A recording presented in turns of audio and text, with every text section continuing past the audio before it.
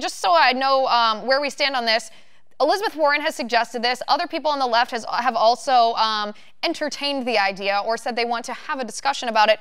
Do you support the Electoral College, or do you wish it to be abolished? Well, I wish I could answer Kelly's question in your mailbag section, but I'll answer your question instead.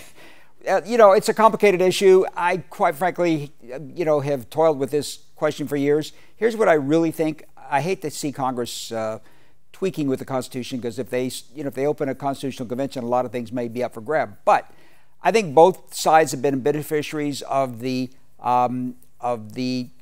problems with the Electoral College over the decades.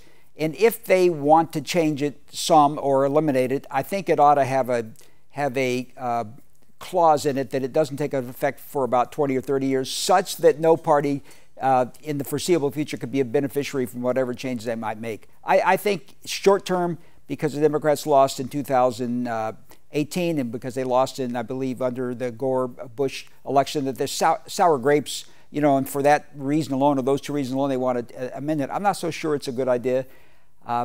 And I'll tell you why, but I kind of... No, I'm interested to hear... Well, I mean, look... Wait, sure. What do you mean, though? Do you mean that you don't think the Electoral College is a good idea, or you don't think abolishing the Electoral College is a good idea? I'm pretty comfortable with the Electoral College. Maybe there could be some improvements made, like there could be a lot of government-run programs or a lot of the constitutional provisions or amendments, but it's worked pretty well over the years, and my fear would be that maybe 4 or 5 or 6 states with high populations could elect a president of the United States to the exclusion of 46 or 44 other states who voted overwhelmingly for another candidate. I mean, it's possible that in the it actually contradicts, doesn't it, what Elizabeth Warren said when she said, I want to make sure that every vote counts. If we didn't have the Electoral College, the votes of basically all the flyover states, middle America, including Ohio, where I'm from, Midwestern girl at heart, they wouldn't count. It actually, if you abolish the Electoral College, it would do the opposite of what Elizabeth Warren said. Right, you're absolutely right. On the other hand,